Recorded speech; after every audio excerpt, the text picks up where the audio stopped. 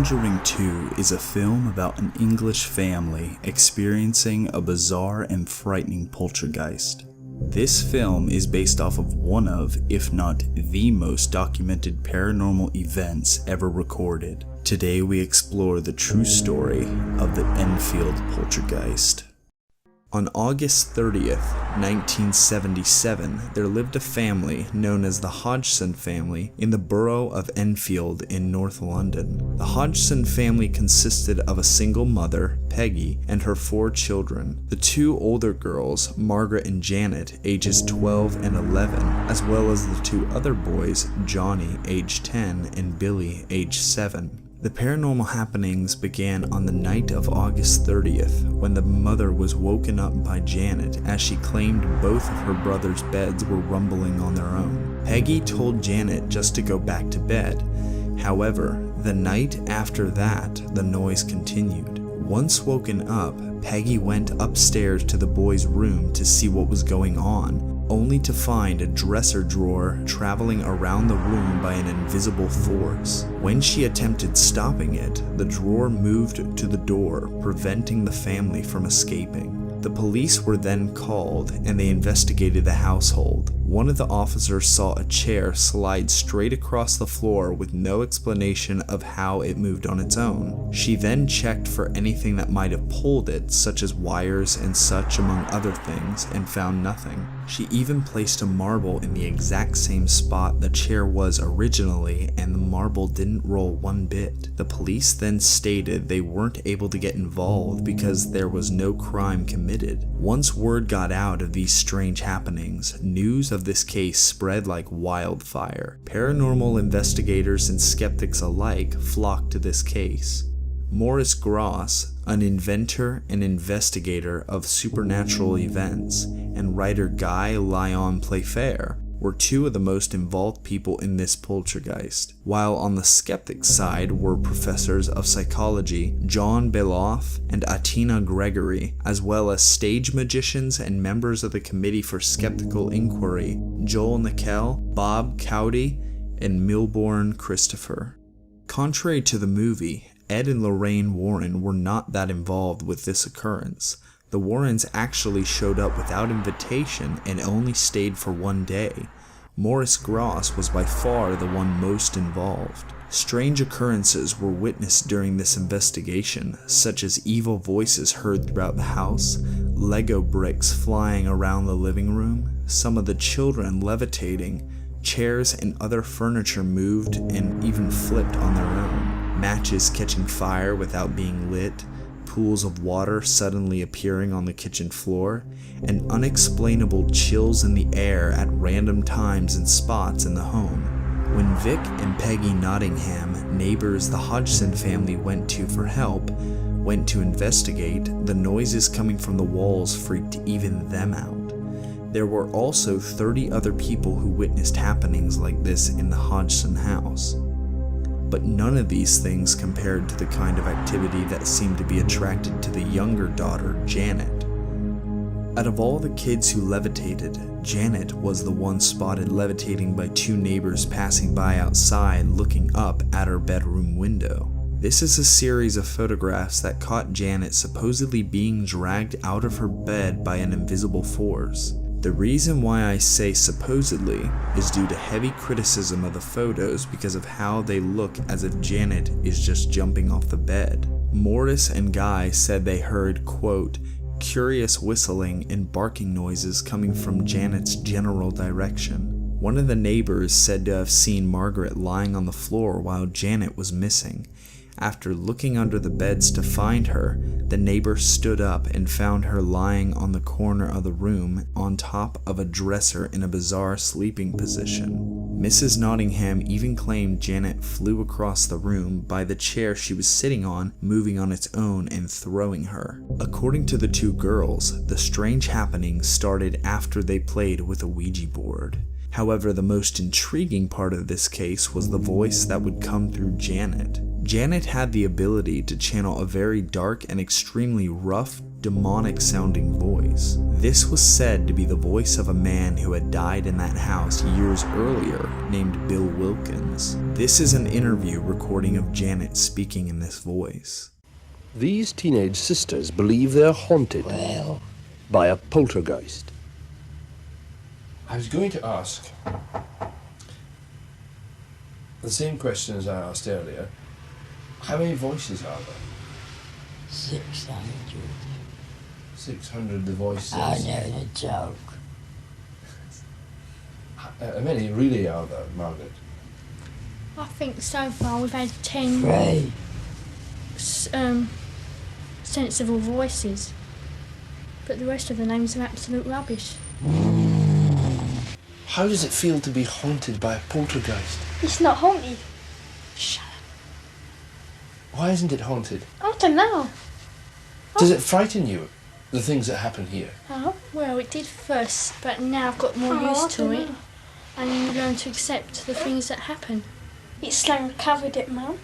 My idiot Mum. Slung a bookshelf at my ear. Have you tried telling it to go away?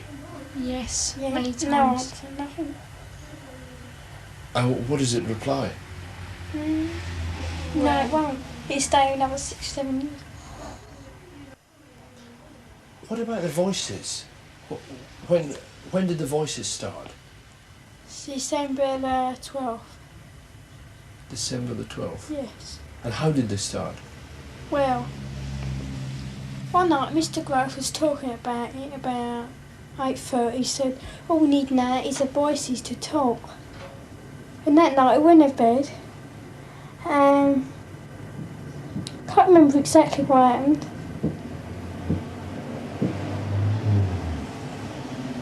And What's that knocking? yeah, Can hear it now. Was doing that yesterday morning, and Peggy was on her own, so she come in to us, because it wasn't her. She come in, we sat together and we heard it, and I counted down my knocks and there was 14 altogether, and it's doing it again now. That was 3 knocks just now. Yes, it goes in 3s and 2s. how we first got contacted, this was when Mr. Grove said, if there's anyone there, knock twice for yes, and if not, one for no. I wonder if we did that now, whether it would answer. Is anybody there?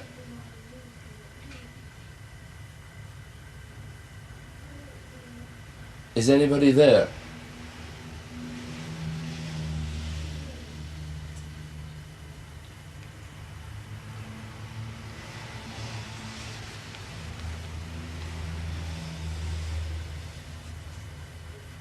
Nothing.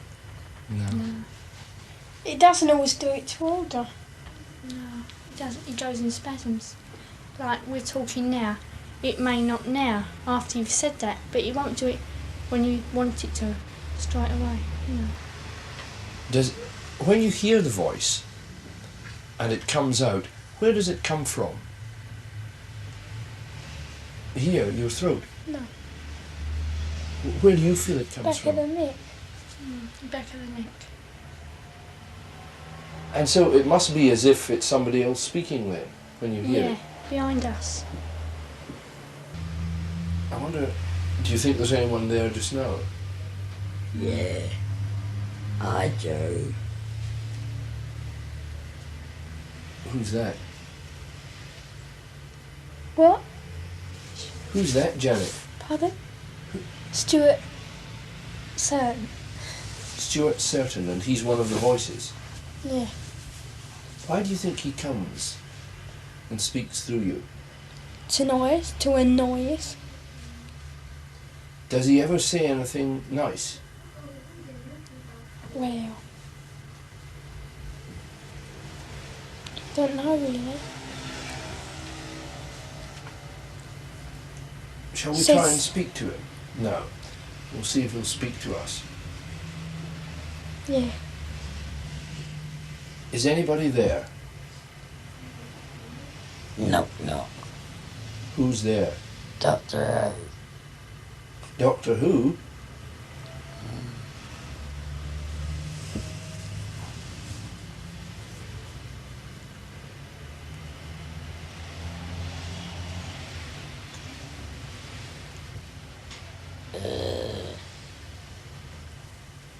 Goose chasers here.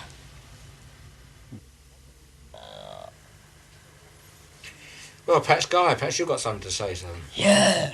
I'd like to know how you make this noise without bashing Janet's vocal cords to pieces. If I do it for half a minute, I get a sore throat. In the video, Janet states that these experiences their family had been undergoing wasn't a haunting. She said, quote, "I'm not sure the poltergeist was truly evil. It was almost as if it wanted to be a part of our family. It didn't want to hurt us. It had died there and wanted to be at rest. The only way it could communicate was through me and my sister." Morris was asked whether or not it was possible the voice coming from Janet could have just been a trick that many ventriloquists use for performances. Morris stated they proved the girls didn't have such talents, and also that there's no way even a ventriloquist could keep a voice like this up for as long as Janet did, because this voice would come out of Janet for up to 3 hours, and to keep up a voice like that would do serious damage to the vocal cords.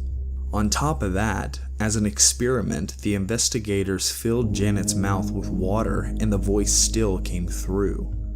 Janet claimed that when the voice would come out, it felt like it wasn't coming from her, but something behind her, and that the physical sensation was that of something putting their hand on the back of her neck.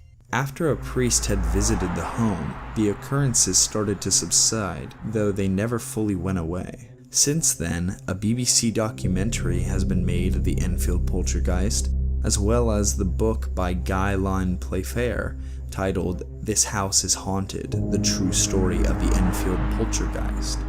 In 2016, the film The Conjuring 2, directed by James Wan, was made after the massive success of the first Conjuring film. Though contrary to what most people might guess, Janet was actually very upset to find out the movie was being made, and to this day, she isn't very comfortable being asked about the things she experienced those 2 years. Hey